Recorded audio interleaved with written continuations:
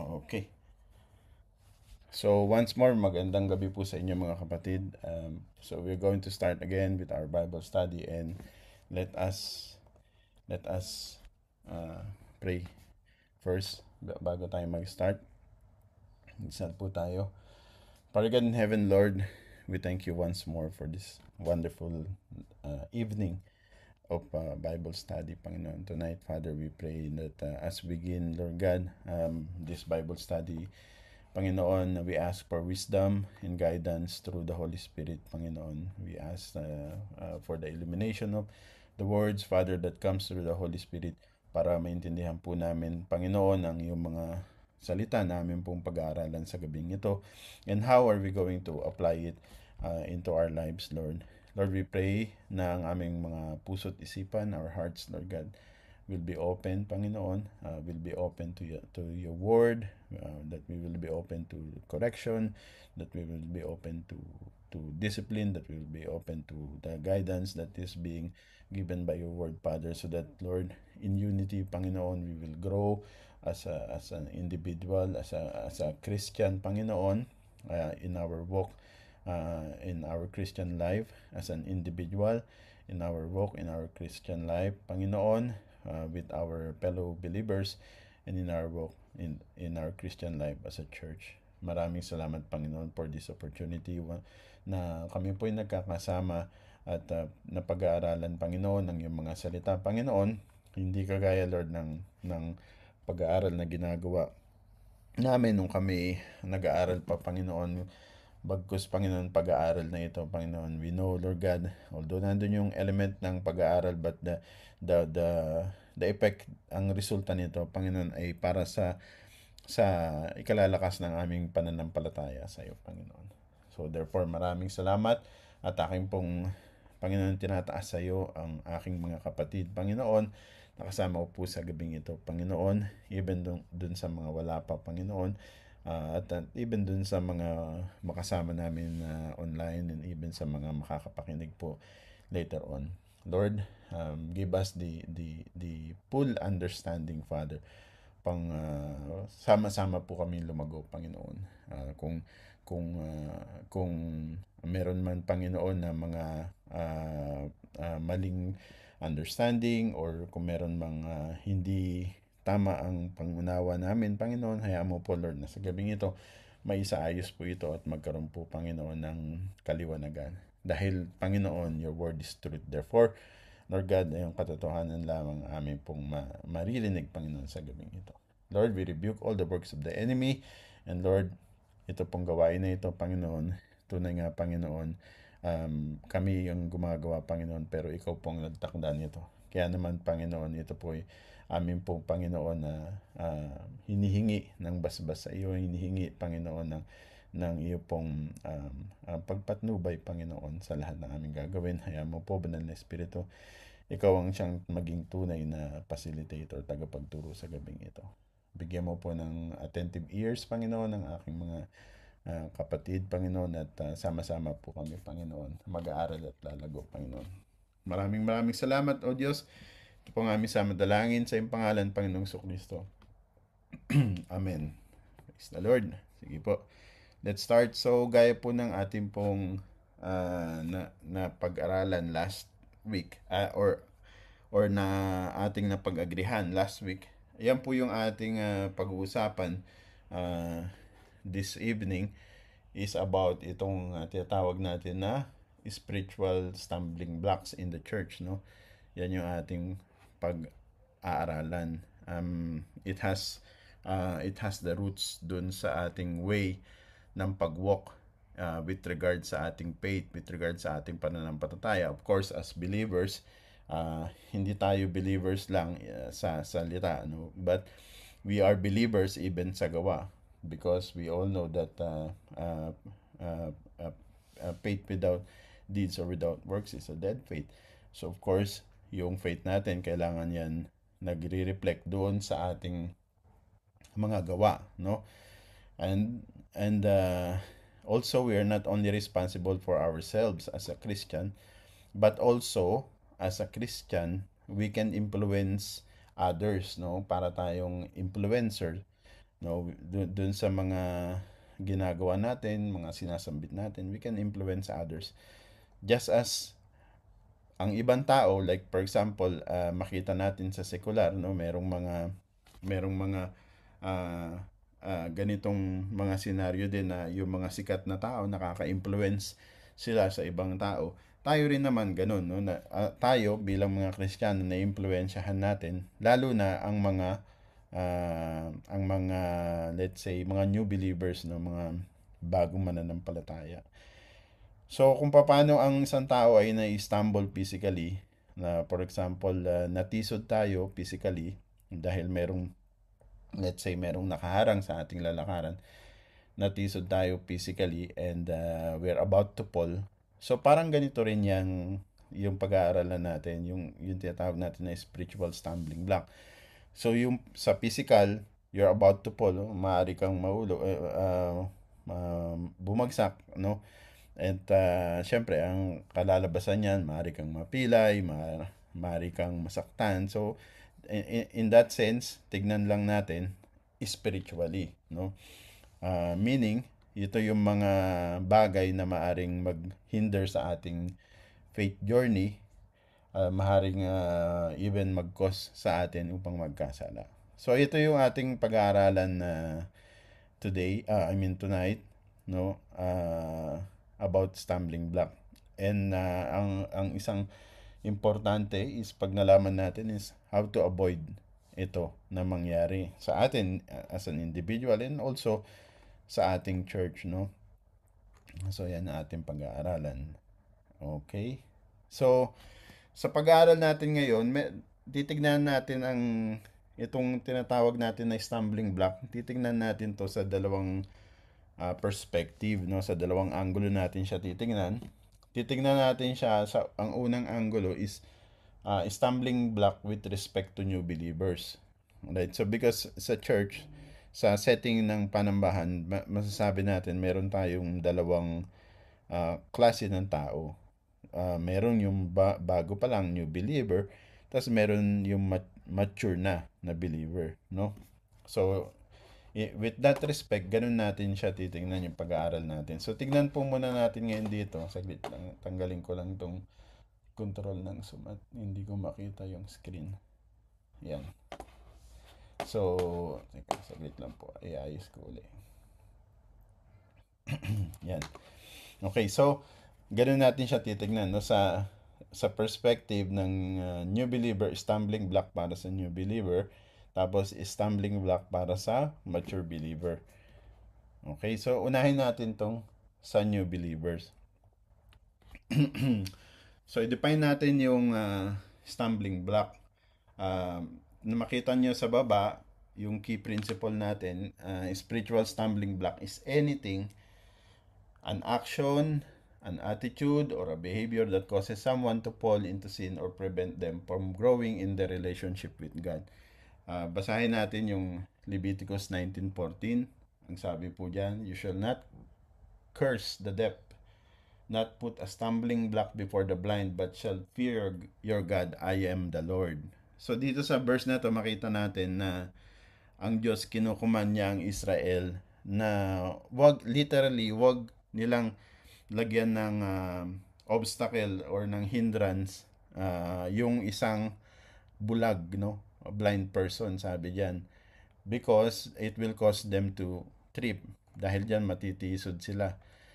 Although this is a physical warning na ibinibigay ng Diyos, pero it also in a broader sense, it can also imply as causing others to fall spiritually. So, sa context na to, makikita natin na harming others, no, kasi yung sinasabi diyan, you shall not curse the deaf nor put a stumbling block before the blind. Yung sinasabi diyan is yung pagpapahirap sa tao or sa kapwa. This can lead others to displease God. Kaya yung sinasabi ng Lord dito, you shall not curse the deaf nor put a stumbling block before the blind, but shall fear your God. I am the Lord. Yun yung sinasabi niya dyan. So, because yun yung magkakaroon ng, kasi tignan mo yan, Sinasabi diyan, physical eh, 'di ba? Physical yan. You shall not curse the deaf, not, nor put a stumbling block. Pero ang implication, spiritual. Yun ang sinasabi diyan. No? But shall fear your God, I am the Lord. Yun ang sabi niya diyan. And then, in Romans chapter 14, verse 10, or sorry, 13, therefore let us not judge one another anymore, but rather resolve this, not to put a stumbling block or cause to fall in our brother's way. So dito, we can see na si Apostle Paul, he is warning against causing spiritual harm to others through our actions. Nire-remind niya tayo na dapat maging careful tayo sa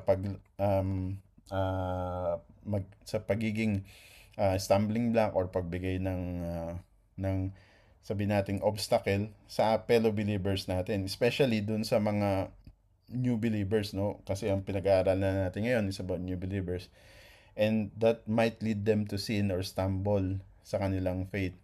Even if na later di-discuss natin to, even if yung action is permissible for us, pero it can harm someone's faith, no? Then it can become a stumbling block. So, anong ibig sabihin nun? Ibig sabihin, ay nga, later dadaanan na yan, pero pahapiwan ko lang. Ibig sabihin, permissible, ibig sabihin, para sa atin na mga mature believer, okay naman siya. Kumbaga, wala namang problema, wala namang issue.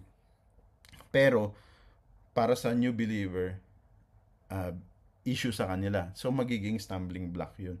Kaya sinasabi dito, even though it's permissible, but rather, no, it much preferable not to put a stumbling block, no? Kasi sabihin natin, although nasabi natin, stumbling block is an action or an attitude or a behavior that causes someone to fall into sin or prevent them from growing in the relationship with God. Sabihin lang natin, stumbling block is something that prevents you from growing in Christ, no? Yun yung pinaka essence, something that prevents you from, meaning yung goal, no, yung goal as a Christian, of course, ang goal natin, especially sa new believer, ang goal natin or ng Lord even para sa new believer, of course, to turn away from sin, no, talikuran yung kasalanan or yung paggawa ng kasalanan, and also to grow. So yan yung main sa new believer, yan yung masasabi natin na main goal. Now, pag naihinder yan para sa new believer, that is one thing that we can say is a spiritual stumbling block. So ito, examples ng spiritual stumbling block makita natin sa book of Matthew chapter 16 verse 23. Example number 1 natin, disobedience to God's will, Peter's rebuke of the Lord Jesus. I think we all know this passage in Matthew chapter 16 verse 23, pero let's go through it. Can someone read po Matthew chapter 16 verse 23?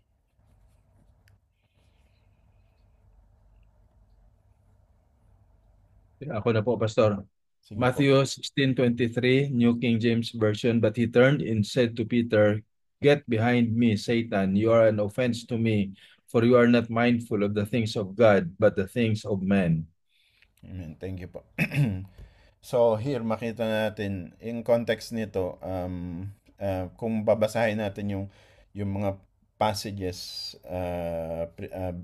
previous verses bago sa 23. Itong si Peter, he just confessed na ang Panginoong Jesus is Christ. Yeah. Saglit lang po, may tumatawag. Teka lang, may tumatawag sa akin. Baka yung sa tubig. Bali. Yan. Basta radyaan sa tubig yun. Check ko sa Oo, kasi on the way yung tubig magdi-deliver. Sorry po. Okay. Nasa na tayo. Ayun. So, yung context nito sa previous passages, kung pagbabasahin natin, itong si Peter, sabi kasi ng Panginoon, "Who do people say I am?" So, to cut the story short, ang sabi nito ni Peter, you are the Christ, sabi niyo ni Peter, no? So, kaka-confess lang ni Peter na ang Panginoong Hesus ang Kristo. Pero immediately afterward, ito nga sa verse 23, he tried to prevent the Lord Jesus from fulfilling his mission. Paano? Kasi nung nalaman niya na ang Panginoong Hesus ay dadakpin, so sabi niya, no, ang sabi ni Peter, no way, over my dead body. Sabi ng Panginoong Hesus, sabi ng Panginoong Hesus na get behind me, Satan. So, because itong si Peter, he tried to prevent the Lord Jesus from fulfilling his mission of going to the cross. Now, meron bang masama doon sa sinabi ni Peter? Kung ikaw ay new believer, walang masama doon, di ba? Kumbaga, ipiprevent niya nga eh. Ibig sabihin, new believer. Ibig sabihin, kung ikaw ay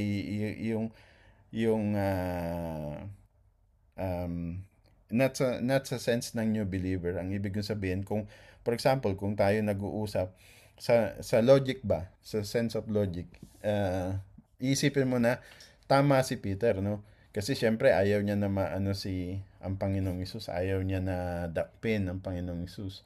So, Peter meant well, pero yung action niya opposed to God's plan. Ngayon, sometimes, tayo ganito din, no? Meron tayong good intentions as believers in Christ. Meron tayong mga ginagawa. Kaya nga ito yung sabi ko kanina na hindi lahat ng permissible is beneficial, no? So, as believers in Christ, sometimes meron tayong mga good intention, pero it can sometimes also become a stumbling block if they go against God's will. Kaya, kagaya nito, no, yung example kay Peter. So, sometimes in the context of the church, sometimes if we try to take control or act without seeking God's guidance, or without seeking let's say without seeking the leadership guidance, no, ang nangyayari, we can spiritually hinder others. No, imagine niyo, for example, nagda-drive kayo ng sasakyan, kasama nyo ngayon yung kaibigan nyo. Ngayon, itong kaibigan nyo, alam niya or alam mo pala, kasi kabisado mo yung kabisado mo yung lugar. Itong kaibigan mo, may alam din siya dun sa lugar. Ngayon, nagda-drive ka. Itong kaibigan mo, baliktad, yung kaibigan mo pala ang nagda-drive, no? Yung kaibigan mo yung nagda-drive, tapos ikaw, yung alam mo rin yung lugar, pero yung kaibigan mo mas alam niya yung lugar. Ngayon, sinuggest mo, sabi mo, for example, sino ba nandito? For example, si Brad Ronel nagda-drive. Sabi ko kay Brad Ronel, bro, wag yan kasi dito tayo, mag-shortcut tayo. So, dun sa sinasabi kong ganun, walang masama, di ba? Pero ngayon, sasabihin ni Brad Ronel, ay hindi, wag yan, hindi tama dyan. Kasi merong alam si Brad Ronel na hindi ko alam no? Yung pala meron palang ginagawa doon, lalo na sa industrial area, di ba? Natatandaan ko dyan sa industrial area. Noong time na nag-Bible study kami dyan, ang dami parating mga didiretso ka, tapos pagdating mo sa dulo, dead end. So, wala kang choice kundi umatras. So, ganun yung ibig sabihin, no? Despite yung good intention natin, kasi meron tayong alam, pero sometimes, kapag hindi natin siya isinasangguni sa Diyos, hindi natin siya isinasangguni sa mga kasamahan natin na nagli-lead sa atin, ganun nangyayari, no? Despite yung intention natin good, pero yung advice natin sometimes would endanger yung kumbaga in the context namin, for example, kami ni Brad Ronel, for example, kung hindi ko sinunod yung advice, sinunod ko yung yung kagustuhan ko. So, ang mangyayari, ma-jeopardize yung journey namin, no? Ganun din yung dito, no? Kasi Peter thought na tinutulungan niya ang Panginoong Hesus by trying to stop yung pagpapakasakit or yung sacrifice ng Panginoong Hesus sa cross. Pero hindi niya kasi nakikita yung harm, no? Kasi hindi niya, ang ibig sabihin, nakikita lang ni Peter is yung harm. Pero, hindi niya alam na contrary yun sa plano ng Diyos for salvation sa tao. So, kagaya rin nung in-example ko kanina about sa shortcut na mukhang maganda nga in the beginning, no? Shortcut kasi syempre makaka-save ka ng time. Pero yung pala, yung detour na yun, merong danger. So, kapahamakan ng kalalagyan. And example 2, for example, using personal freedom without love. Uh, Pwede pong pabasa kung sinong available. Romans 14:13 saka 1 Corinthians 8:9.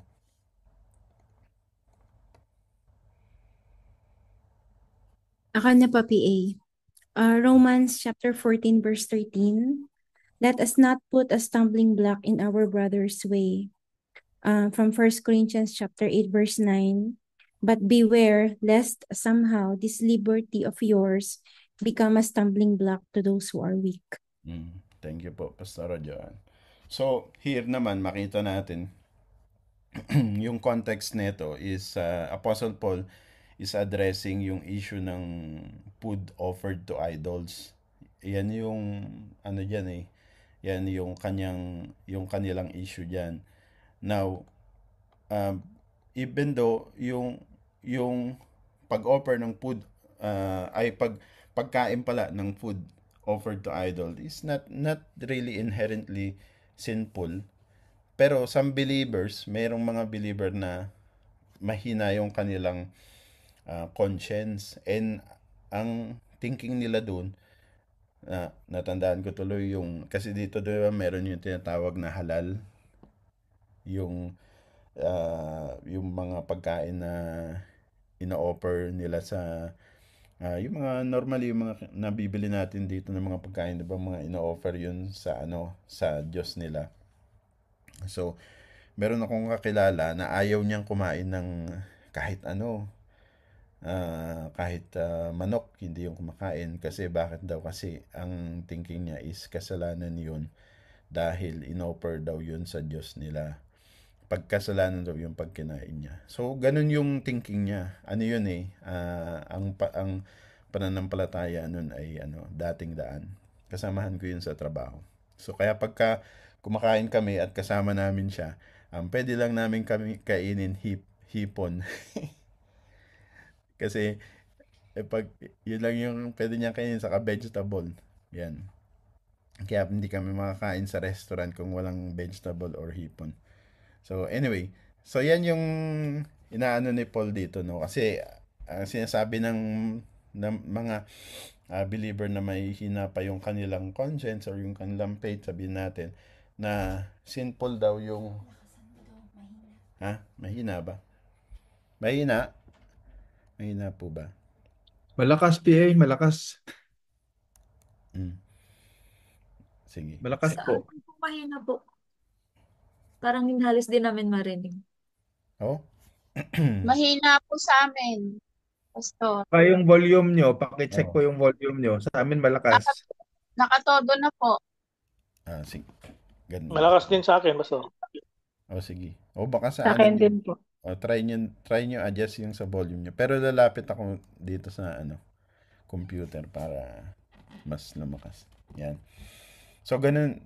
Saan na ba ako? Ayun. So, ganun yun, no? So, ngayon, ang in-encourage ni Paul, yung mga believers, to prioritize yung love. Yun ang sinasabi niya dyan, no? Kaya sabi niya, beware lest somehow this liberty of yours become a stumbling block to those who are weak. So, ang pinibigyan niya ng prioritization ay love.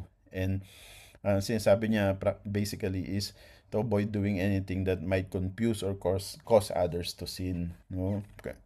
Kasi nga ganun yung thinking nila, kasi hindi pa nila naaarok kumbaga yung ganong klaseng pangunawa or pag-iisip, no? Ganun din sa kung dadalhin natin, i-apply natin in today's life or in today's church. Maaring merong tayong freedom in Christ.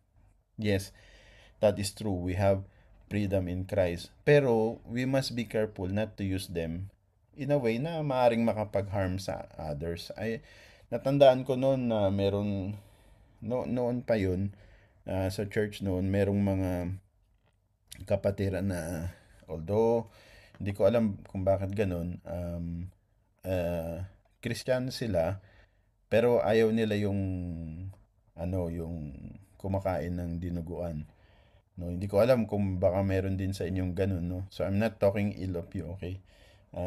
I'm just citing an example. So, kasi hindi naman namin alam, nung time na yun, hindi naman namin alam na hindi pala sila kumakain ng dinuguan. Ang niluto nung time na yun is dinuguan. So, no choice. Ngayon, nakita namin sila, hindi sila kumakain. So, dun lang namin nalaman na ganun pala, hindi sila kumakain ng dinuguan. Pero, it doesn't mean na ikukutyain natin sila or ano pa man. No? Kasi yun yung paniniwala nila di ba? So, hindi ibig sabihin dahil ganun is kinakailangan na i-belittle natin sila or pagsabihan natin sila. Otherwise, mahina kayong Kristiyano kasi yung faith nyo, hindi niya kayang basagin yung paniniwala nyo na pwede nyong kainin yung dinuguan. Parang gano'n, no? Kasi binibilital mo na sila nun minamaliit mo na. So, yung sinasabi ni Apostle Paul, i-prioritize natin yung love. No? And especially sa context ng, because ang dinidiscuss natin is new believer, no? Sa context ng new believer, makaka-confuse kasi din yun. So, much better na kung ano kung may iwasan yung ganong confusion para yung new believer is hindi siya ma-stumble, ay yun yung gawin natin, no? So, ang magandang analogy dito, imagine niyo, okay?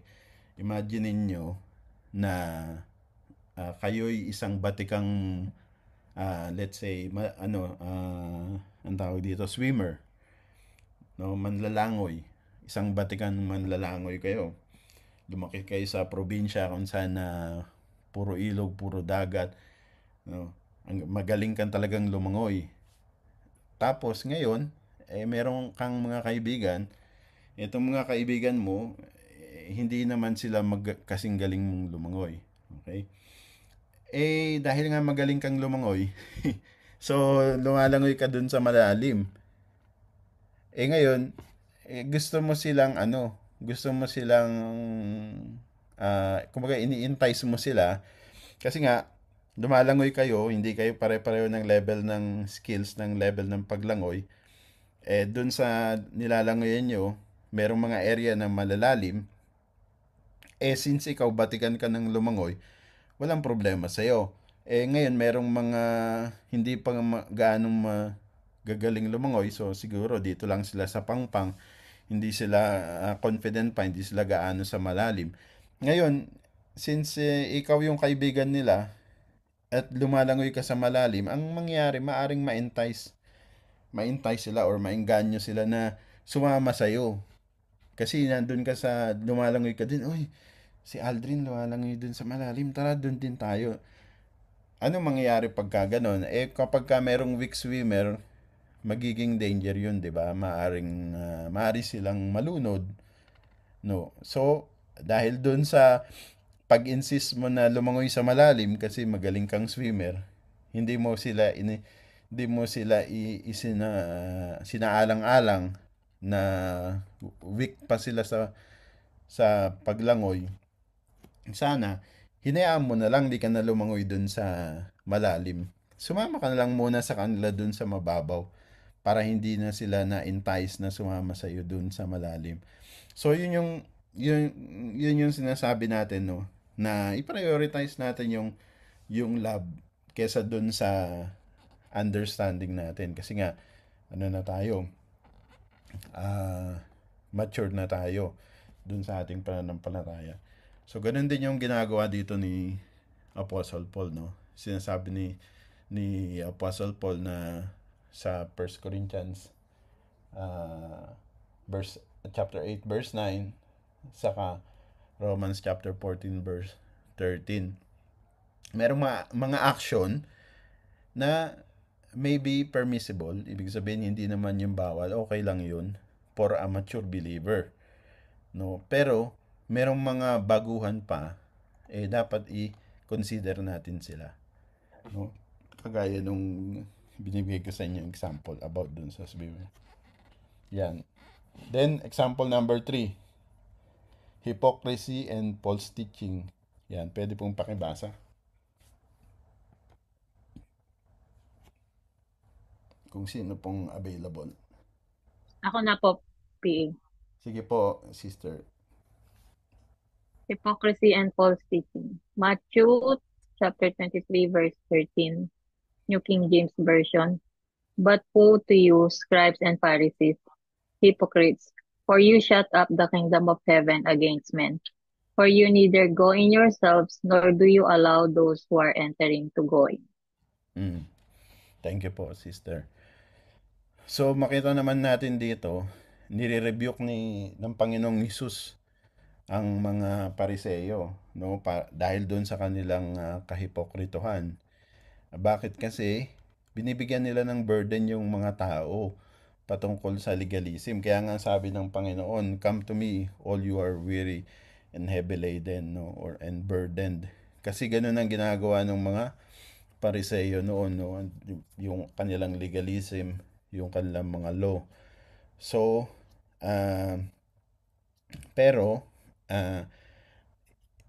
yung mga Pharisee, they fail to show love and grace ng Lord. And this prevents many from experiencing yung talagang true salvation, no. So i-apply natin sa context natin ngayon, no, yung false teaching and hypocrisy sa church. Although sa church natin, I'm sure wala naman tayong ganyan. Pero hindi lang sa pag sinabi nating preaching, I'm not referring only sa pulpito, no. Because every one of us can in small things can be a preacher, meaning yung the way tayo manalita, no, especially sa atin ng mga church leaders, no, kung paano natin i-handle yung sarili natin. Sometimes this will cause confusion. Ibig sabihin, kung ano yung ating pinapangaral, dapat sinasapumuhay natin yun. Kasi kung hindi natin yun magagawa, magkakos yun ng confusion and will lead to a new believer to stumble, no. Natandaan ko nga niyan, for example, no, example ko lang yung aking principal noon na high school kami. Kasi nung high school ako, nandyan si Brad Allen, alam niyo Brad Allen, na natuto ako manigarilyo nung high school ako eh. Pero doon lang naman, nung high school lang ako, tapos noon naputol ko na din kasi na-realize ko na wala namang wala namang magandang dinudulot. Actually, pinahihirapan pa nga ako kasi pagpapasok ako sa school noon, naninigarilyo ako. Tas bago ko uwi, hindi ako kagad makauwi sa bahay kasi kailangan kong magtsupa ng bubble gum and ensure na hindi ako may sigarilyo, kundi pagagalitan ako ng nanay ko. So, na-realize ko na mali yun, kaya tinigil ko na. No, pero ito kasi yung example, kasi true to life to nangyari talaga to. So, yun nga, nagsisigarilyo kami, no? And then, merong nagreklamo na magulang na yun nga daw na kami high school, tas naninigarilyo. Pinatawag kami sa principal's office. Pinagalitan kami ng principal na, so kung ano yung mga sinabi sa amin, nilecturean kami na sa bata naming edad. Kasi ano pa lang ako nun eh, second year high school. Dapat hindi kami naninigarilyo, ganyan-ganyan. Hindi maganda yan. So, to cut the story short, so, okay, syempre makikinig kami, di ba? Kasi principal yun.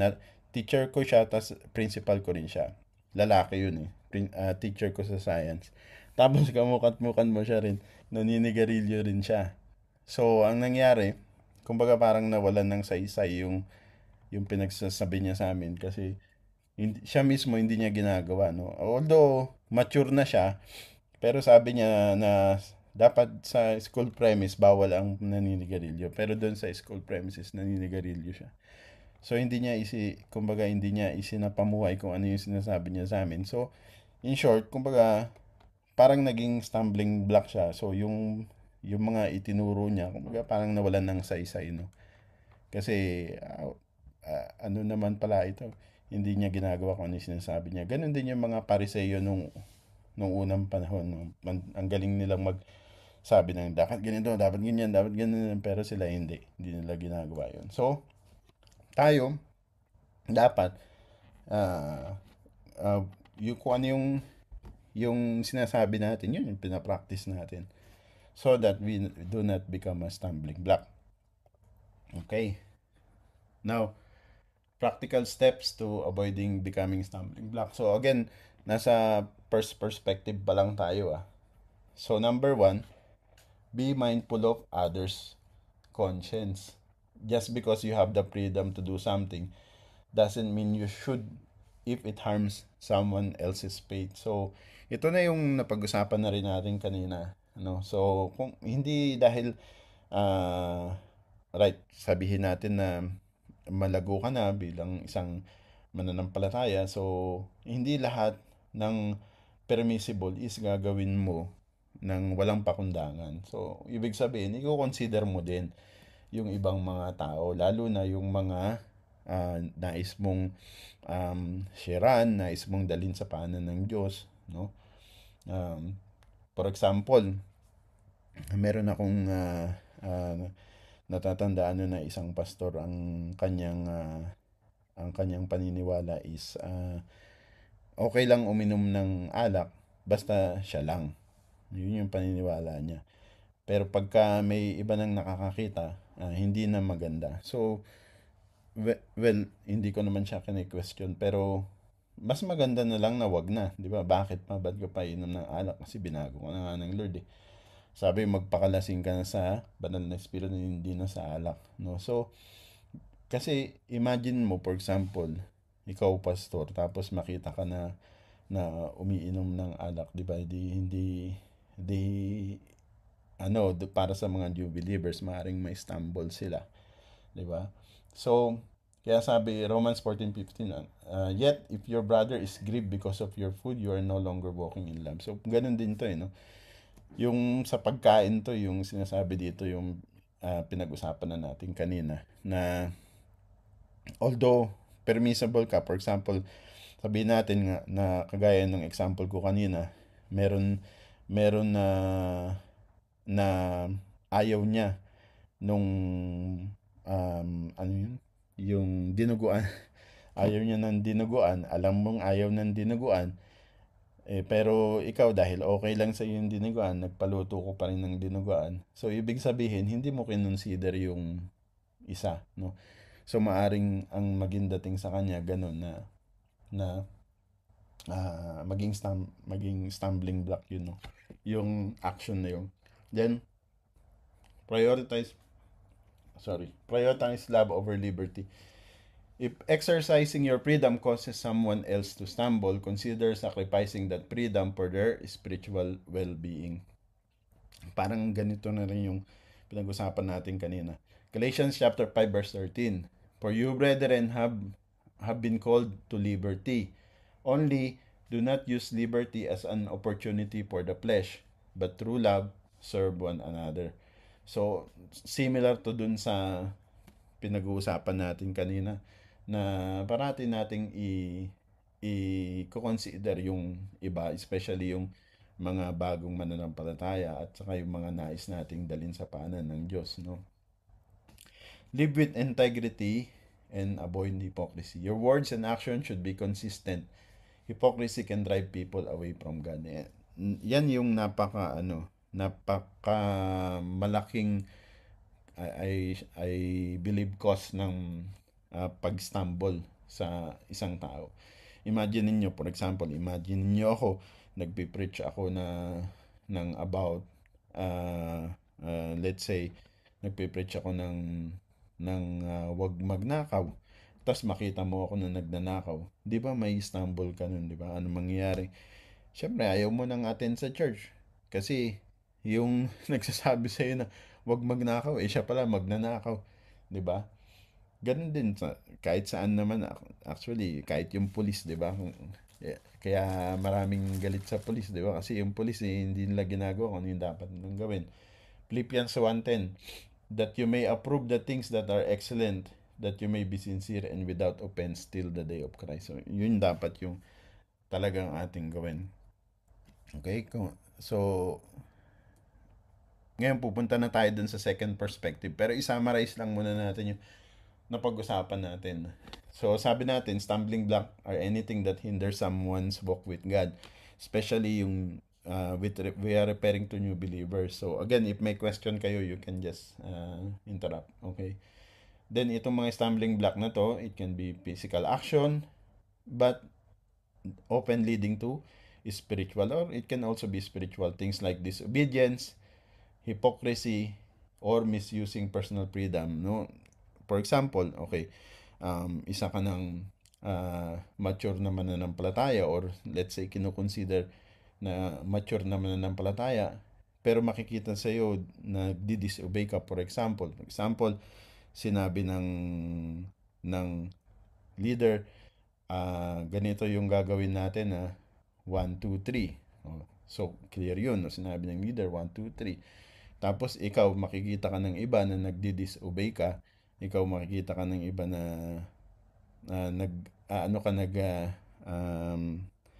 anong tawag doon? Yung, hindi naman nagre-rebel, but you are going against doon sa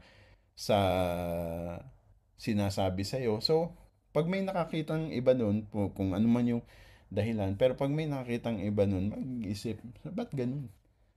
Di ba, ang sabi ng leader, 1, 2, 3, ba't ang ginagawa naman nung kapatid, 3, 2, 1. Baliktad. No?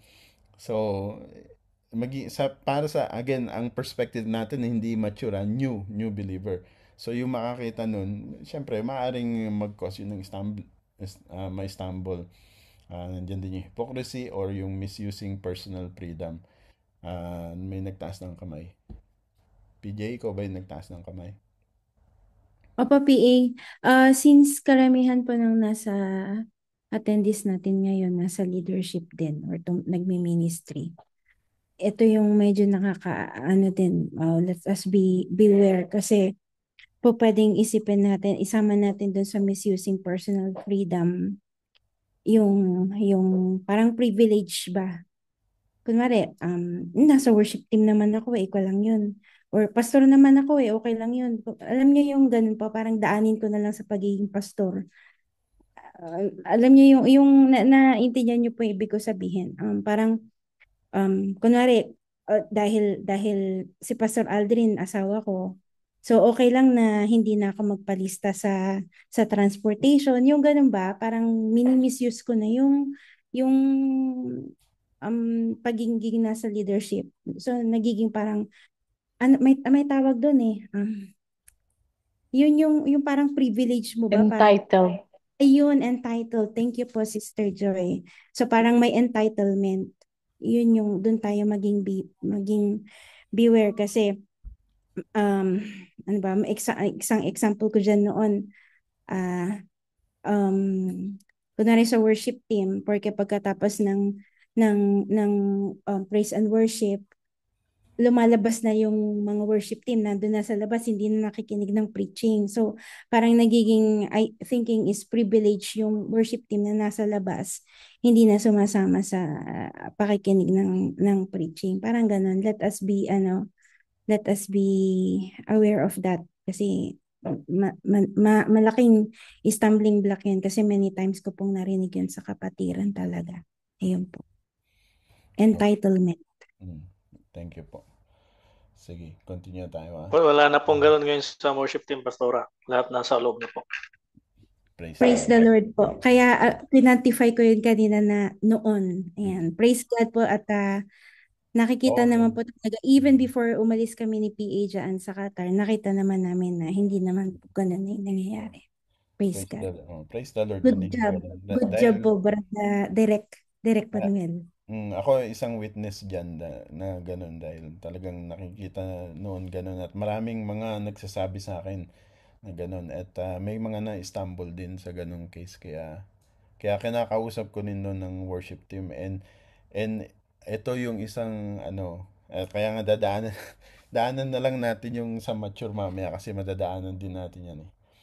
So third, we must be mindful of our actions and their impact on others, seeking to live lives that help, not hinder others in their walk with Christ. Again, ito yung perspective dun sa new believer. Ngayon punta na tayo sa understanding yung spiritual stumbling block naman doon sa mga masabi nating mature believers na sila, no?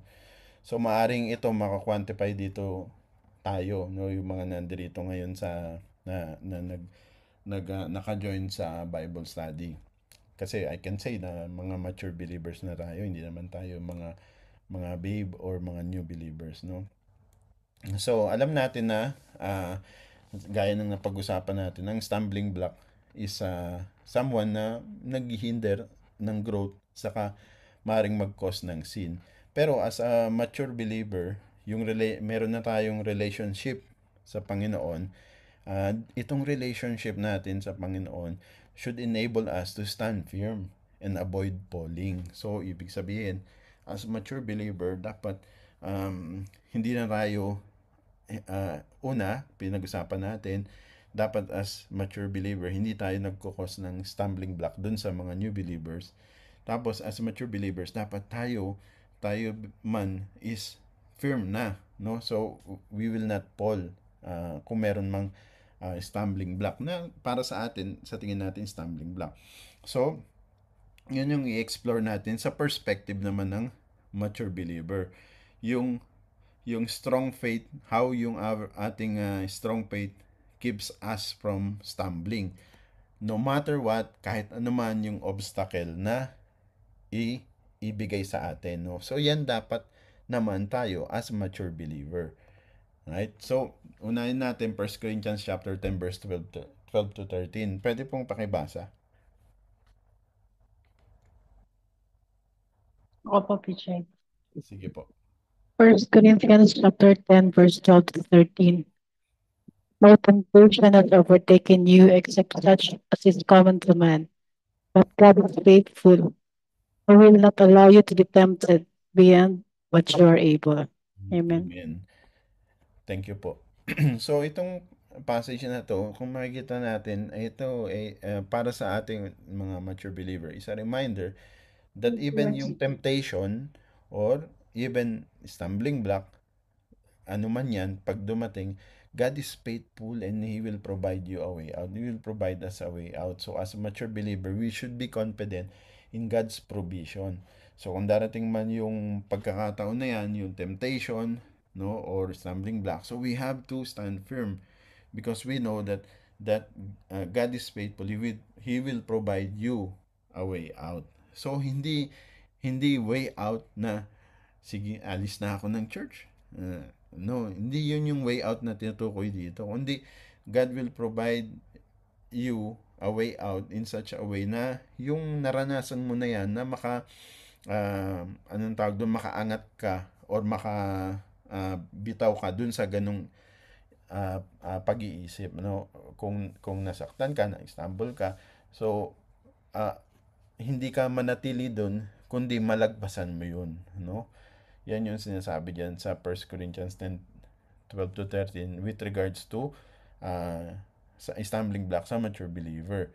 And Psalms 119 verse 165, sabi, great peace have those who love your law and nothing cause them to stumble.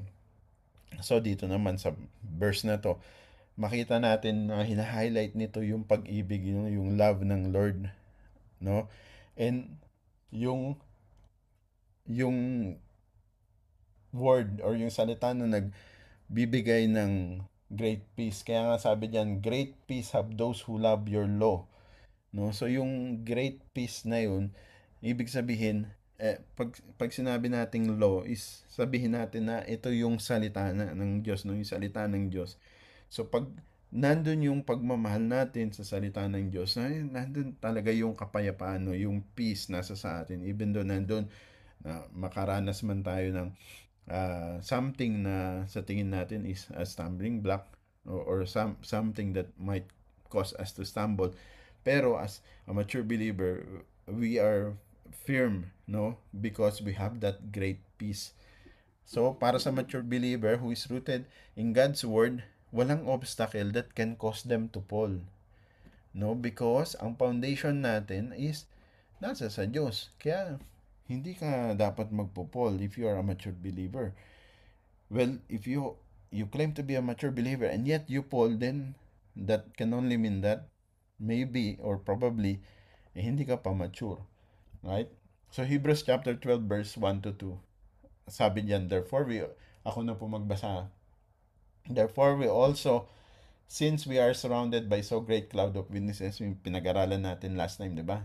Let us lay aside every weight and the sin which so easily ensnares us, and let us run with endurance the race that is set before us, looking unto Jesus, the author and finisher of our faith, who for the joy that was set before him endured the cross, despising the shame, and has sat down at the right hand of the Father, of the throne of God. So, I highlighted the word ensnares. Ang Greek niyan kasi is euphoristatos. No, ang ibig sabihin is easily entangles. Kasi yan yung kasalanan eh. It easily entangles. No? Pero ang solution, gaya nga na napag-alanan natin, is to fix our eyes on the Lord Jesus. And by fixing our eyes on the Lord Jesus, we can avoid to stumble or to fall. We can avoid yung mga traps, yung mga distractions that causes others to stumble. So, yan yung sinasabi dyan sa Hebrews 12 verse 1 to 2. So, again, this is a perspective na ng mature believer. Sa Isaiah chapter 40 verse 31, those who wait on the Lord shall renew their strength. They shall run and not be weary. They shall walk and not faint. Dapat ganyan tayo, no? As mature believer, this passage encourages us that we should trust the Lord because He renews our strength. No? Kasi ang mature believer means, ano man yung obstacle na darating, ang Diyos ang nagbibigay sa atin ng strength to overcome. Hindi yung sarili natin, kundi ang Diyos. So, because of that, we will be sure na we are going to stand firm. So, now, paano ang mature believer would be able to overcome yung mga stumbling block? So, meron diyang 4 points tayo na binigay kung paano ang mga mature believer is makakapag overcome ng stumbling block. Strong foundation, clear vision, focus in Christ, and not on the circumstances, yung Hebrews 12, no? And spiritual maturity. Makita natin, strong foundation, Ephesians chapter 6 verse 10 to 11. Hindi ko na nailagay kasi dyan yung mga Bible verse. Basahin ko na lang. Finally, my brethren, be strong in the Lord and in the power of His might. Put on the whole armor of God, that you may be able to stand against the wiles of the devil. So, as a mature believer, no, we are to rely hindi dun sa sarili nating kalakasan, kundi sa power na nagmumula sa Lord, sa Diyos, no? So, overcoming yung mga spiritual stumbling block na ito means that we should put the armor of God. Yeah. Parati dapat hindi naman literally tayo naglalagay ng armor, pero dapat nandoon yung spiritual awareness natin, no? Because ito yung nagpo-protect sa atin from the enemy's scheme. Yung alam natin kung ano-ano yung mga armor of God, di ba? Truth, belt of truth, righteousness, faith, words of God, no? Yan yung mga armor of God, no? Mga tools natin as a mature believer to actively stay firm, no? Kasi pang depensa yan eh, yung armor, ang armor pang depensa. So, dahil dito sa strong spiritual foundation natin, then we can be able to recognize yung gawa ng kaaway and we'll be able to resist as well. Without the Lord's strength, talaga, we will easily fall. And we will really fall. But in His might, in the Lord, in God's might, we can stand firm. Then sabi natin, clear vision to recognize stumbling block sa Proverbs chapter 3 verse 5 to 6. Favorite verse to ni Brother Birhil. Trust in the Lord with all your heart and lean not on your own understanding. In all your ways, acknowledge Him and He shall direct your path. Yan. As mature believers, kailangan natin talaga yung understanding natin about the importance of trusting God over our own wisdom. Sometimes yun ang kalaban talaga natin. Dapat magkaroon tayo ng sensitivity and ng awareness, spiritual awareness to always trust God and not our own wisdom. Kasi napakadali to trust in our own wisdom. And pag yun ang nangyari, if we trust in our own wisdom, doon na mangyari yung makaka-penetrate yung kaaway and we might stumble and fall. No? Ang new believer, sometimes they struggle to discern yung will ng Lord sa kanila, especially in difficult situation. So, because given new believer nga sila eh. Pero as a mature believer, kagaya natin, no, we have learned to fully rely on God's direction. So, hindi na dapat tayo kagaya ng new believer na pag dumarating yung mga sitwasyon, mga hard situation is magpupol. No? So we always have to acknowledge and trust God in every aspect of our lives. No? Even yung sa mga pagdumaranas tayo ng mga pagsubok. And then we focus on Christ and not on our circumstances. Sabi sa Matthew 14:29-31, so He said, "Come," and when Peter had come down out of the boat, he walked on the water to go to Jesus, but when he saw that the wind was boisterous, he was afraid, and beginning to sink, he cried out, saying, "Lord, save me." And immediately Jesus stretched out his hand and caught him and said to him, "Oh, you little faith, why did you doubt?" So, as a mature believer, yan yung reminder sa atin, no? We can count itong sa Matthew 14:29-31, yung strong wind, no, na yan yung mga stumbling block. So as a mature believer, are we going to let yung strong wind or yung stumbling block deter us, yung faith natin sa Lord? No. No, dapat our faith must be strong, fully focused on the Lord Jesus Christ and not on the circumstance. So as a mature believer, if merong nangyari na that can be equated as a stumbling block, don't focus on that event or on that situation, but focus on Christ. Kasi if you do that, then you're like Peter, when he was focused on the Lord Jesus, diba, he was able to walk on water.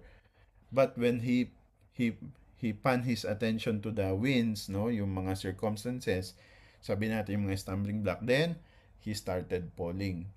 So as a mature believer, we are encouraged to always focus on the Lord Jesus Christ and not yung mga cause ng pag-stumble.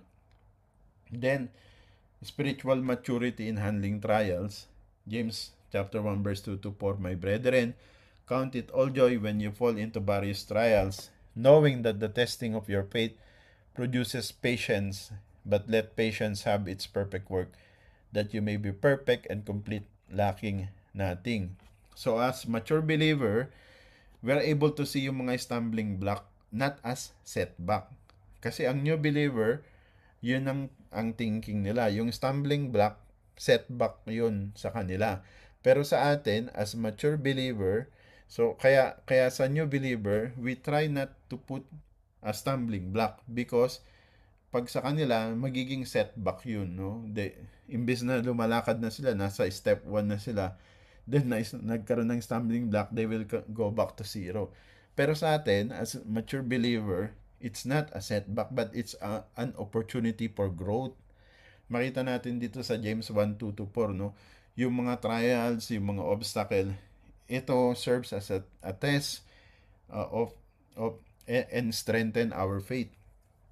Sabi niyan, producing patience, no? And kung meron tayong tinatawag na spiritual stumbling block, meron din tayong tinatawag na spiritual maturity. Okay? So, as a mature believer, we understand yung mga challenges that we face. Ito ay kasama to sa plan ng Lord, no? Hindi kagaya ng new believer, nasi-setback siya kasi let's say nawawalan siya ng gana or anong tawag doon, yung didismaya siya. Pero as mature believer, hindi. No, alam natin that every problem, every situation, even stumbling block that comes our way, it's a stepping stone para mas malagpasan pa natin yan, no? Kasi it produces patience and spiritual maturity para sa atin. So, instead of getting frustrated kapag dumaranas ng ganyan, ng situation na parang a cause of to stumble or fall, no, is we feel joy. Consider it pure joy, sabi nga, no? Knowing that each challenge is refining your character. So, each challenges na haharapin natin is hindi tayo sinisira bilang isang mature believer, kundi nire-refine pa. No, nire-refine pa tayo. No, parang gold. The more na nire-refine sa fire, lalong lumilinaw or nagniningning, no. So yan yung spiritual maturity natin bilang mature believer in handling trials. Conclusion, so for new believers are more vulnerable to stumbling blocks because they are still growing in their understanding of God's Word and developing their spiritual foundation. Kaya naman, aalagaan talaga natin sila kasi hindi pa sila mature. Kagaya nga ng sabi natin, pag sila ay naka-encounter ng stumbling block, ang tendency, they will go back to zero. They will set back. They will set back. Ibig sabihin, ano ba yung setback sa Tagalog? Hindi ko alam. They will be, babalik sila dun sa dati nilang kinagawian, kumbaga, no? Pero as a mature believer, hindi na, no? So, still growing their understanding of God's Word and developing their spiritual foundation. As Paul says in 1 Corinthians 3:1-2, they're still being fed with milk and not yet solid food. This means that new believers are more susceptible to being confused or misled by others' actions, teachings, or even by their own lack of experience. So, yan po yung para sa new believer. So tayo, as mature believers, we are responsible for being mindful of their actions or our actions and not to become a stumbling block to those who are still weak in the faith. Then, for mature believers have a strong foundation in Christ. They have learned through experience and perseverance to stand firm against temptations, trials, and spiritual stumbling blocks. Sabi nga sa Hebrews 5:14, mature believers are able to discern good from evil. Yun yung kagandahan, no? Kaya we are able to stand firm because we are able, no, to discern what is good and what is evil through constant practice, which means they are better equipped to recognize stumbling blocks and navigate through them. No, sabi sa 1 Corinthians 10:12, therefore let him who thinks he stands take heed lest he fall. Because even though tayo mga mature believer and stronger in faith, si Apostle Paul, he warns not to become overconfident. So, tayo din naman, no, even though we are mature believers, wag tayong mag-overconfident. We must remain vigilant, continue to rely on God's strength, not on our own strength, no? And also, we have to remain humble, and even though we are mature believer, um, we must know, or we must understand that stumbling blocks can also come still in our way. Ibig sabihin, may experience pa rin natin ng stumbling block. No? Psalms 119, 165, ang sabi diyan, great peace have those who love your law, and nothing causes them to stumble. No? So, ano ang key? Loving the law, loving the words of God. That's the key, no? Okay.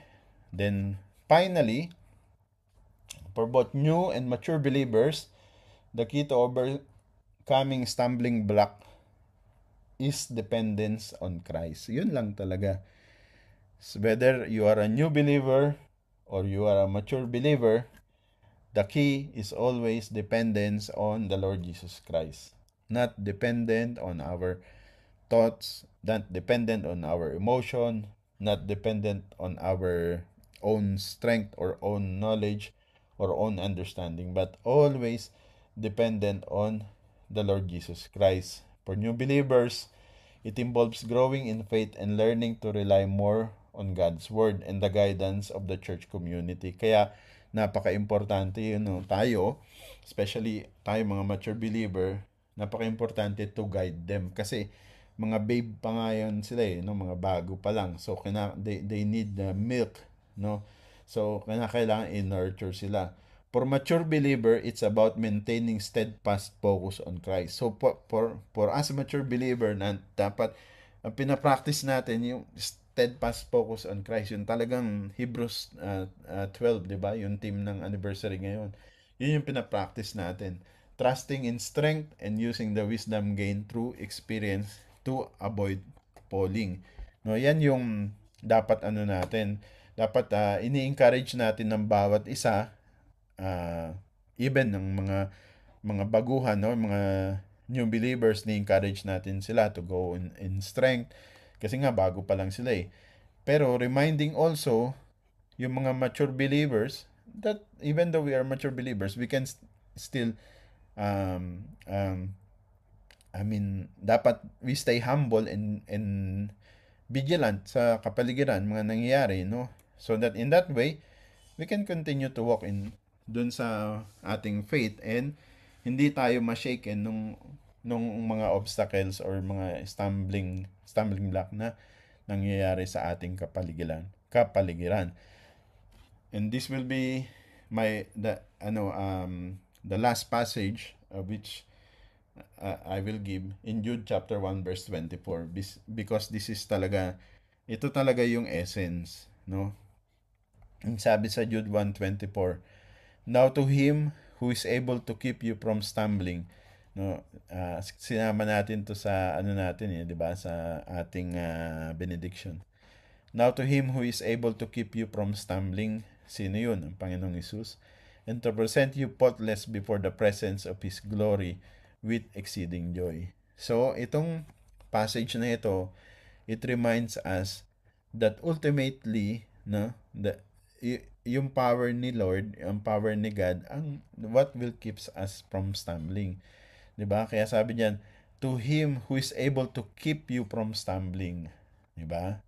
So, who is keeping you from stumbling? Okay. We will do our part. Para sa new believers, we will try not to be a stumbling block for them. As a mature believer, we will put our focus on the Lord Jesus. We will put our eyes on the Lord Jesus, no, as mature believer. Pero even though we're doing our part, pero be mindful that ultimately ang Diyos talaga ang makakapag sa atin from stumbling, no? Malinaw naman yan, no, sa Jude chapter 1. Now to him who is able to keep you from stumbling, no? Whether we are new in the faith or we are mature na in our faith, ang Diyos pa rin will be the one to keep us from stumbling. So, ibig sabihin, yung trust and focus natin sa Kanya should always remain sa ating Diyos, sa ating Panginoong Kristo. No, because He is the one who strengthened us and preserved us in our journey. Amen. Ayan po. Amen. May 10 minutes pa. Praise the Lord. Amen. May 10 minutes pa po tayo. Baka meron kayong question. Or meron kayong additional insight. Tingnan natin, baka may nag-message. Wala naman. So, yan yung yung topic natin today is something that is practical. Kasi, yung mga ginagawa natin, no, the way we, sometimes, hindi natin napapansin, pero the way we act, the way we speak, even yung kasi ang new believer pagka nasa church siya, mapagmasid siya. Ganyan ang new believer, no? Siguro maintindihan nyo yan kung babalikan nyo yung time na kayo ay new believer. For example, yung balikan nyo yun, isipin nyo yung time na kayo ay baguhan sa JRK. 'Di ba nagmamasid din kayo? Tinitignan nyo kung paano kumikilos yung bawat isa. Tapos pag may nakita ka na na hindi sa tingin mo hindi tama, parang yan yung yung merong kasabihan, diba, yung first impression last. So kasi tumatatak yun no, pero dapat hindi Kaya nga lang kasi bago pa nga sila kasing believer. So hindi natin sila masisisi dahil bago pa lang silang believer. Pero ang mature believer hindi na ganoon Kasi pag may makita kang na sa tingin mo is kumbaga actually pag yung mature believer hindi niya na gaanong papansinin yun no. Ang pumapansin lang yung mga new believer Pero yan nga kailangan maging aware tayo, karoon tayo ng sensitivity kumbaga. Kasi kung hindi baka yun yung maging dahilan para mag-cause ng stumble or mag-fall, no. Pero sabi ko nga kay Pastora Joanne, yes, naiintindihan ko yung about stumbling block, pero at the end of the day meron pa ring responsibility ako as a person. For example, okay, pumasok ako sa church at meron akong nakita na hindi ko nagustuhan or meron akong narinig na hindi ko nagustuhan. Now, how I treat it, yung nangyari na yun, yung stumbling block na yun, kung yun na yung stumbling block, that is kumbaga merong kasi akong mga action na it's between me and God, kumbaga yun ang mas best example I think, or mas best explanation.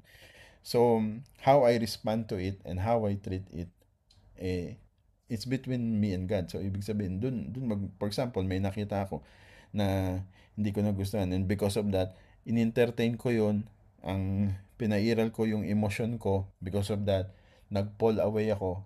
Ultimately ang may kasalanan ako pa rin. Hindi ko pwedeng sabihin na kasalanan nung pangyayari na yun Hindi, ultimately ang may kasalanan ikaw pa rin.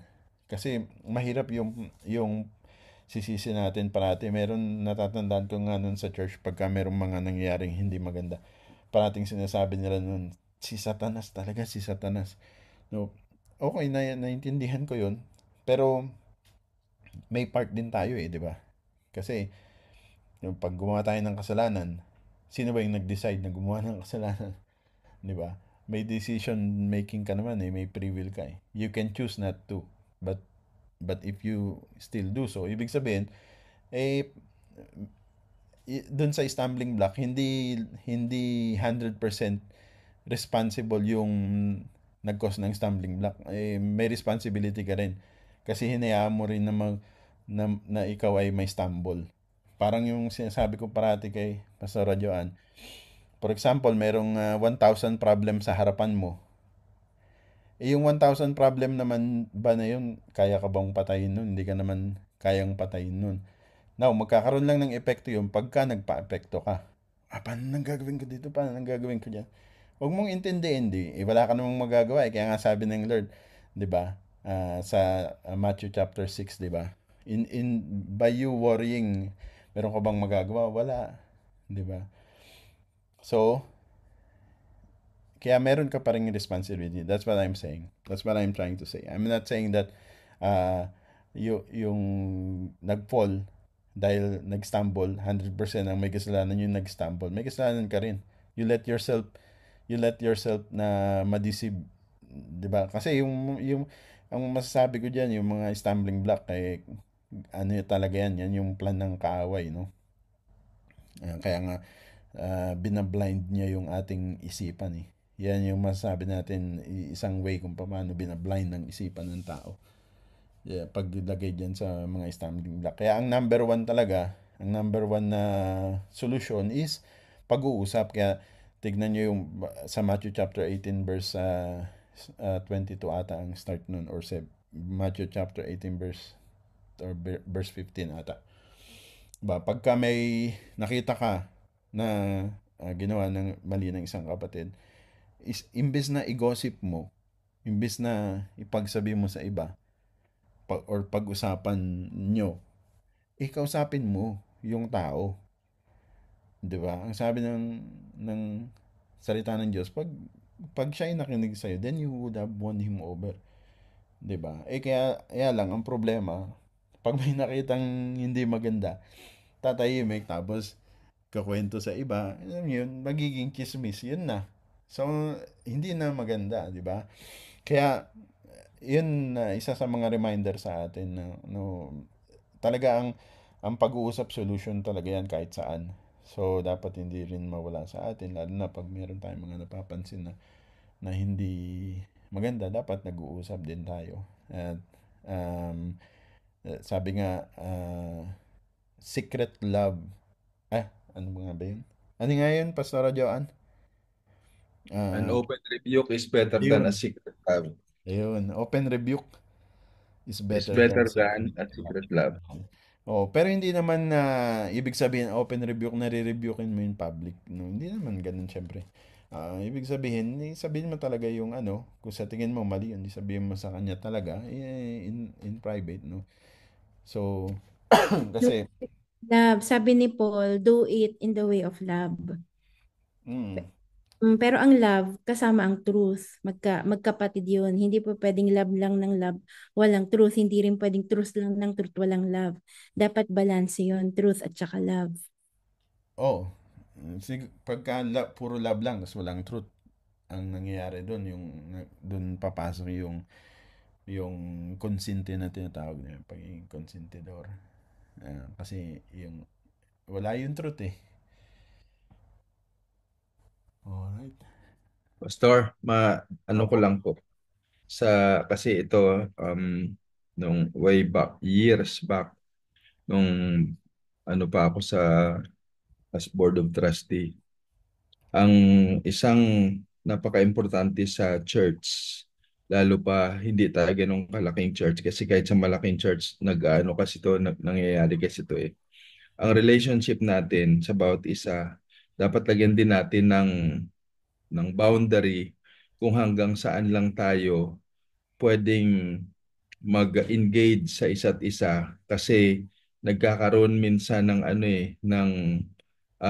relationship complacency, na talking about stumbling block. Minsan nagkakaroon ng horseplay sa church. Ang horseplay na tinatawag, alam natin pareho kasi nasa safety tayo. Ang horseplay na tinatawag, minsan nawawala na sa boundary ng spiritual relationship, yung kapatiran, dahil sobrang engaged na sa isa't isa. Sobrang close na ng relationship. And yung horseplay na yan minsan nauwi sa pagiging sobrang close. Minsan mayroon ng mga meron ng physical contact, meron ng ano na mabuti sana kung in the context of spiritual relationship that we are comforting each other in the context of God's love. Pero minsan may danger din kasi diyan eh, may risk din kasi diyan. So ang isa pang ingatan natin na sa relationship natin, alam natin kung hanggang saan lang tayo pwedeng ma-engage sa isa't isa na in the way we exchange words, the way we uh, use each other's time, dapat anuhin din natin yon kasi isa ding ano yan, isang nagiging dito, nakikita din yan ng lalo pa yung mga baguhan sa church, no, na ma, posibleng mami-misinterpret lalo pa kapag nagbiruan na wala nang boundary yung biruan, no, for the sake of fun. So isa ring ano yan na huwag tayong maging complacent sa ating relationship sa loob ng church kahit sa labas. In other words, nandun yung spiritual respect na tinatawag. Kasi lalo na sa ayun sa kaso natin ni Pastor Juan as pastors and overseer, very critical yung posisyon natin when it comes to engagement with the members, and ganun din sa mga ministry, no? Okay yung we are so welcoming, pero tandaan din natin na lagyan din natin ng boundary yung mga sarili natin kung hanggang saan lang tayo pwedeng ma-engage sa isa't isa in terms of physical contact, in terms of words na inaano natin, binibitawan natin for the interest of fun, kasi mahirap din na lalo yung mga baguhan mapansin na sobrang close sa isa't isa. Ah, so, yun din yung isang ano, let's not be complacent with our relationship outside of spiritual relationship para hindi tayo din misinterpret. In other words, meron pa rin hangganan, meron pa rin tayong mataas na respeto sa isa't isa kasi it has something to do with the integrity of the church, no? Alam naman natin na nagdadala tayo ng mga souls to be saved. So itong mga to pagka lalo pa nasa infancy stage sila ng spirituality nila. So maring ma-misinterpret tapos madala sa labas. So isa rin yung cause ng stumbling block. Kaya kung ma-engage tayo sa isa't isa, let us always be reminded that it is in the spirit of God's love. Hanggang doon yung ano natin, if we are to comfort each other, it is all about spiritual comfort when there's a need to be spiritually comforted. Kaya nga, di ba, ang dalangin natin is that God will use our tongue to edify one another and to use our minds for His glory, no? Kaya tandaan din natin yan para hindi din tayo mauwi sa pagiging stumbling block, hindi natin kundi nung mga pumupunta sa church. Kung in other words, yung formality natin, let's always remember our spiritual stance pagdating sa relationship natin sa isa't isa. Alam natin mahal natin ang isa't isa, pero tanda natin lagyan natin din ng guhit kung saan hanggang saan lang tayo hindi tayo pwedeng lumampas, no? Kasi minsan sabi nga natin, our greatest enemy is our tongue, no? Sometimes we're not able to control our tongue. So nagiging ano din 'yan pag may marinig sa atin. Kaya ingat na ingat tanga tayo sa pag-ano natin dahil alam natin na pinagdarasal natin na the Lord will send souls sa JRK.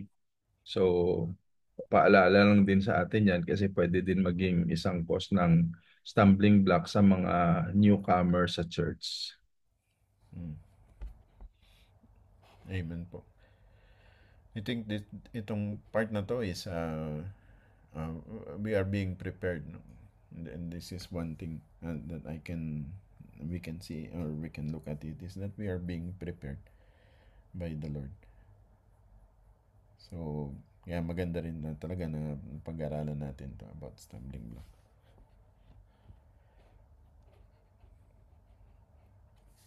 Okay, si Pastor John, nagtaas ka ng kamay. Hindi, yung sinabi kasi ni Brad Leo, may pumasok lang sa akin na yung term na familiarity breeds contempt. Aware po kayo sa kasabihan na gano'n. Ibig sabihin, pag masyado na tayong familiar sa isa't isa, nawawalan ng boundaries. Oh. Maibalik ko lang, meron yung time noon, years ago naman, categorically sasabihin ko na hindi ngayon na, hindi yung set ng mga nasa JRK ngayon. Meron yung time noon na, 'di ba Pastor Aldrin, pag magbiruan sobra-sobra na, 'di ba? Medyo nagiging below the belt na rin yung biruan minsan. And may mga ano noon na talagang na-stumble sila dahil sa ganun, ba't daw ganun magbiruan, parang masyadong masakit. So yun nga, nawawala yung anong term ni Bradley na doon? Nawawala yung boundary, nagiging masyadong intrusive na. Yun nga, familiarity breeds contempt. Ibig sabihin, dahil nagiging masyadong familiar na tayo sa bawat isa, nagiging close na masyado, parang barkadahan na lang yung feeling, nawawala yung respect natin sa bawat isa, which is not good. To a certain level. Yun yung sinasabi kanina ni Bradley, yun na horse playing. Kasi yun sa safety, horse playing. Pagka kasi, for example, nung nagtatrabaho nun sa construction, sa scaffolding, pag yung mga scaffolder, kasi mga experience na yung mga yan, mga magagaling na. So parang ano na sa kanila, boring na yung ginagawa nilang routine lang. So kung minsan hindi na nila, nawawala na yung feeling ng danger sa kanila, yung risk. So at ease na sila, kumbaga. So yun, nag-horseplay sila, naghaharutan. And yun sa mga ganyang sitwasyon, kasi mawawala yung awareness mo. Diyan sila, I'm referring to dun sa mga scaffolder namin. So pagka ganun ang nangyari, literal na mahuhulog talaga sila. Kasi they are working at height. So pag nag-horseplay sila, na wala yung kanilang awareness, mahuhulog talaga sila. And ganun din sa atin, of course. Mature believer, hindi tayo hindi tayo exempted doon. Kaya natandaan ko yun yung sinasabi ni Pastora Joanne. Kasi yung isang kapatid noon na na Istanbul noon, and tinatry namin na i-counsel. Ang sabi niya noon na kasi daw, yung may mga kapatiran tayo kasi noon na talagang antitindi yung magbiruan, kasi nagsabi parang hindi na daw mga Kristiyano, sabi niya. So parang ang naano niya na, sabi niya na intindihan niya daw na salita ng Diyos yung ating naririnig, pero pagkatapos daw ng church, parang yung mga asal daw is parang hindi na Kristiyano. Actually, kung titignan nyo sa mga Katoliko, ganyan din ang sinasabi nila, di ba? Na yung mga Katoliko, pagka yung mga umaalis sa Katoliko, sinasabi nila, di ba, na ewan ko kung narinig nyo, kasi ako naririnig ko yan. Yung sinasabi nila na umalis sila sa Katoliko kasi daw yung mga pagka nasa simbahan, parang hindi makabasag pinggan, pero paglabas grabe magmura, grabe ganito, grabe ganyan. Yung sinasabi nila. So I think yun iba naman, ibang naman, parang routine na kasi yung bumabalik Pero yung balik tayo dun sa pinag-usapan natin nga, yung tinatawag na complacency. And napaka yan na mangyari sa atin. Napaka nung tawag doon, yung hindi imposible na mangyari. Maaring mangyari. Pero praise the Lord, kasi meron tayong awareness kagaya nito, meron tayong pag-aaral na ganito. Diyan tayo ni-equip ng Diyos, para aware tayo sa sitwasyon. Yun nga, alam natin yung mga boundaries natin. Yun yung sinasabi ni Brad Leo na yung boundary. Kasi pagka wala yung ating awareness, so ang tendency, doon na tayo mapupunta, hindi natin maano yung sarili natin sometimes. Parang, kaya nga,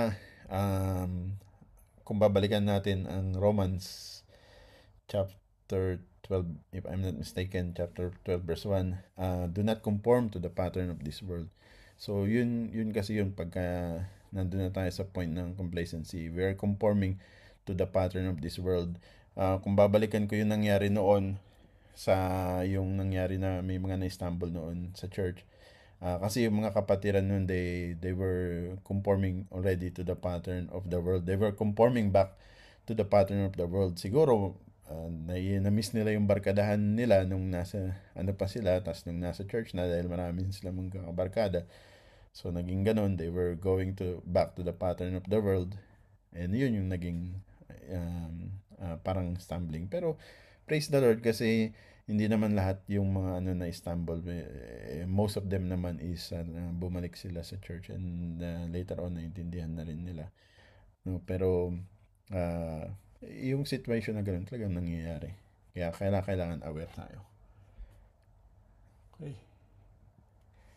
10-10 na. 9-10 na dyan. Dito 10-10. Dyan 10-10 na dito. Dyan 9-10. Praise the Lord. And Basta may sasabihin lang po. Sige po. Sino yun? Si brother. Para nadagdag ko lang sa may yung sa may stamp block sa may. Sige po, brother man. Kasi kinot sa amin nung nag-aaral po ako ng as a preacher at saka kinot sa amin ng panamit. Sa amin niya rin sa may 1 Corinthians 9:16. Sabi niya, tunay at kung akbal, sabi niya ito, hindi ngayon nangangaral ako ng buong balita, ay maaari na akong palaki. Iyan ang tungkulin iniaral. Yan lang po ang sasamang ko. Hindi na nga sa leader. Nung time nag-aaral siya. Yun lang po. Nung nag-aaral po ko na how to preach. Po. Salamat sa inyo.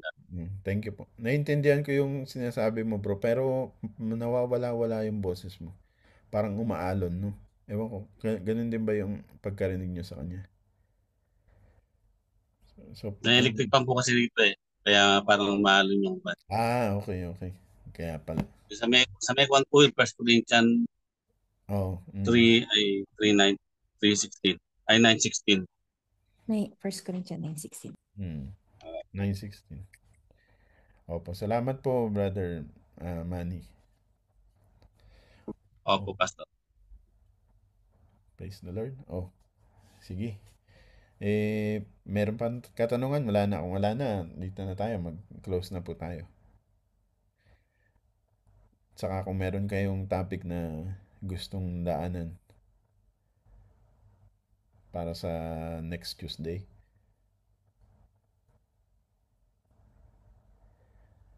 Okay. Sige po. Ano na tayo? Nalangin na tayo. Brad Manny, pwedeng ikaw manalangin?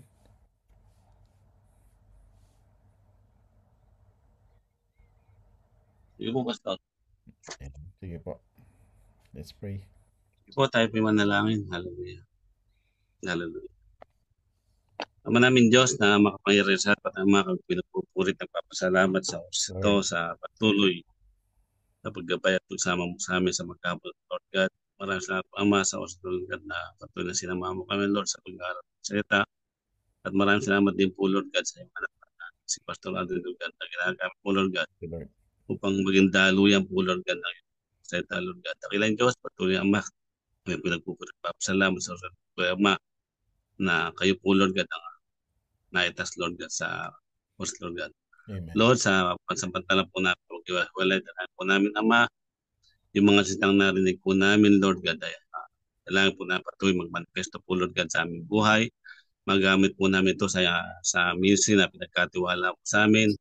At dalangin po namin, Ama, kayo po na patuloy na manghawakan ito, Lord God, sa aming buhay, Lord God. Dakilang Diyos, nagkakatiwala lang ito. Sa aming pagtulog, Lord God, sa mama kami, Lord God, at bukas po ng umaga, bigyan mo kalakasang nagmumula po sa iyo. Dakilang Diyos, maraming salamat po, Ama. Muli, sa iyo po ang papuri po sa mga pagdakila. Sa pangalan ng Jesu Cristo. Amen. Amen. Amen. Amen. Lord. God bless po. Magandang gabi po sa inyo and good God night. bless. Bless po. Good night po Good mga night. kapatid. Good Night night po. po. Bye. God God bless bless. po.